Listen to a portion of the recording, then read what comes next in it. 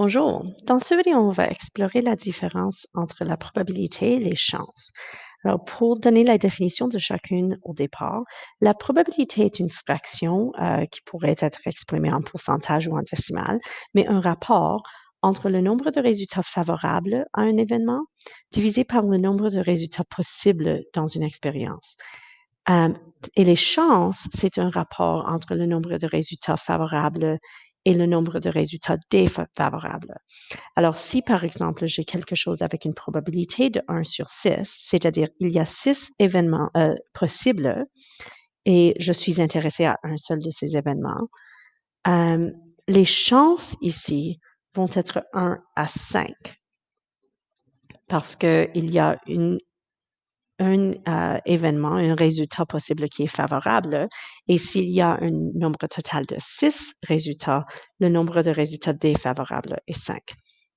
Regardons des exemples particuliers. Disons, dans cet exemple particulier, l'expérience consiste à lancer un dé standard à 6 côtés. L'événement favorable est d'obtenir un 2. Je veux obtenir le 2. Il y a un seul 2 sur le dé, 6 possibilités totales. Donc, comme j'ai mentionné ici si haut, 1 sur 6 la probabilité. Mais pour les chances d'obtenir le 2 sont de 1 à 5 parce qu'il y a un 2 et 5 nombres qui ne sont pas le 2. On pourrait aussi parler des chances contre. Alors, on a dans ce cas 5 à 1. Pour les chances, il est donc possible d'avoir le plus grand nombre en premier et le plus petit nombre à la fin. Pour une probabilité, il faut toujours que le dénominateur soit plus grand que le numérateur.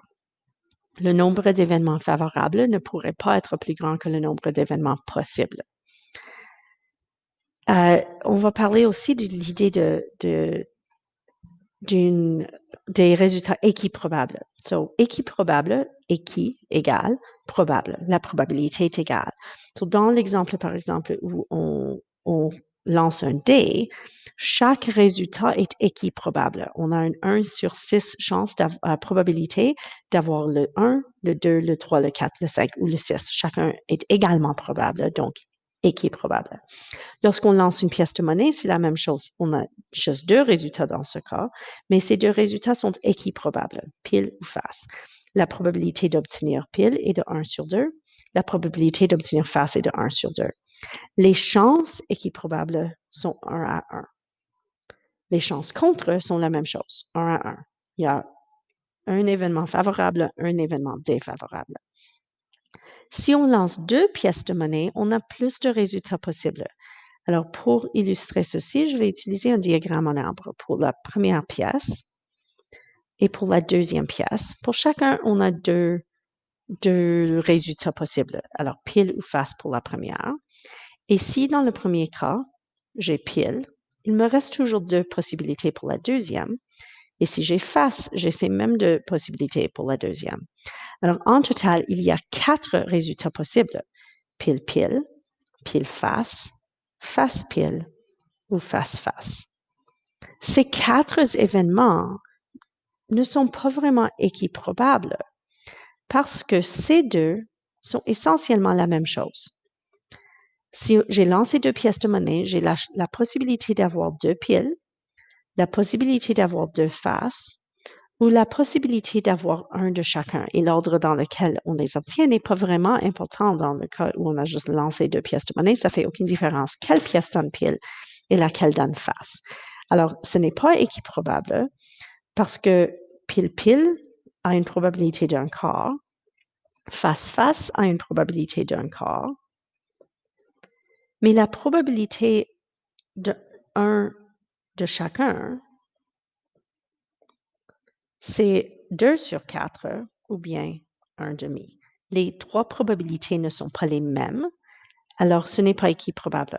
Maintenant, s'il s'agit d'une situation où je dis que j'ai 2 pièces de monnaie qui sont différentes, où je lance une pièce de monnaie 2 fois de suite et l'ordre dans lequel j'obtiens la pile et la face est importante, dans ce cas, j'ai 4 résultats distincts, chacun avec une probabilité de 1 sur 4. Si pile-face est différent que face-pile. Et si j'ai 4 possibilités distinctes avec une probabilité chacun de 1 sur 4, là, c'est équiprobable. Mais juste généralement, si on lance 2 pièces de monnaie, l'ordre d'obtenir de pile face n'est pas important. La probabilité d'obtenir 2 piles, comme j'ai mentionné, c'est 1 sur 4. La notation qu'on va souvent utiliser pour ça, c'est un P et puis entre parenthèses, ce qu'on veut obtenir. So, la probabilité de 2 piles égale 1 quart. Les chances d'obtenir 2 piles, par exemple, sont 1 à 3 parce qu'il y a un résultat possible qui est 2 piles et 3 résultats possibles qui ne le sont pas. Regardons une autre situation avec les cartes. So, la probabilité de tirer un quart, on tire juste une carte. So, des 52 cartes totales, 13 sont des quarts. So, la probabilité de tirer un quart est 13 sur 52. Je pourrais simplifier cette fraction à un quart. On est aussi permis de représenter cette probabilité comme un nombre décimal ou bien comme un pourcentage. Normalement, je vais juste laisser ma probabilité en fraction, mais il y a aussi souvent des situations où c'est plus logique de donner en décimal ou en pourcentage. Toutes ces 3 représentations sont également valides. Pour les chances, je peux l'exprimer en forme simplifiée ou non, ça ne fait aucune différence. Les chances de tirer un quart, c'est le nombre de quarts par rapport au nombre de cartes qui ne sont pas des quarts. C'est-à-dire, on a des carreaux, des piques, des trèfles, il y en a 39 cartes. Il y en a 39 qui ne sont pas des quarts, 52 moins 13, effectivement. Alors, ça, c'est une façon de représenter ce rapport. Ou bien, je pourrais utiliser la forme simplifiée pour dire que pour chaque quart, il y a 3 cartes qui ne sont pas des quarts. Alors, les chances simplifiées sont de 1 à 3. Juste un commentaire avant de procéder. Les chances contre un quart, les chances contre sont 3 à 1. C'est juste l'inversion de ce rapport. Les chances de tirer un roi, donc, sont le nombre de rois qu'il y a dans le jeu, et il y a 4 rois dans le jeu, par rapport au nombre de cartes qui ne sont pas des rois, et 48 des cartes ne sont pas des rois. On peut simplifier ce rapport de la même manière qu'on simplifie une fraction. Je peux diviser par 4, so 4 divisé par 4, c'est 1, 48 divisé par 4, c'est 12. Alors 1 à 12. Ou bien vous pourriez sauter directement là si vous pensez que pour chaque roi, il y a 12 cartes qui ne sont pas des rois. La reine, le valet, les nombres de 1 à 10 essentiellement. Les chances contre un 2 ou un 3 veut dire que je change l'ordre. So, maintenant, le nombre qui vient en deuxième place, c'est le nombre de 2 ou de 3. Il y a 8 cartes qui sont soit un 2 ou un 3. Et il y a donc 44 cartes qui ne sont ni l'un ni l'autre. So, je mets les cartes qui ne sont pas 2 ou 3 en première place quand je parle des chances contre. Mais encore une fois, si je simplifie en divisant par 4, ça simplifie à 11 à 2. Alors, les chances contre sont de 11 à 2. Disons ici que je n'ai pas donné quelle est l'expérience, mais je vous donne les probabilités. So, on a A et B qui sont 2 résultats possibles. Ils ne sont pas équiprobables parce que la probabilité de A, c'est 3 sur 7. La probabilité de B, c'est 1 sur 5. Si je veux déterminer les chances de A, je sais déjà que le nombre de résultats favorables à A, c'est 3 parce que ça, c'est le numérateur de la fraction. Mais je ne vais pas mettre 7 dans la deuxième place parce que 7, c'est le nombre total de possibilités. Ce que je dois mettre ici, c'est 4 parce que ça vient du fait qu'il y a 7 en total, dont 3 sont favorables, alors 7 moins 3 sont défavorables. Alors les chances de A sont 3 à 4. Pour les chances contre B, alors j'ai le mot contre, donc je vais invertir l'ordre. Le nombre de possibilités d'avoir B, c'est juste 1 sur 5, alors je mets le 1 en deuxième place.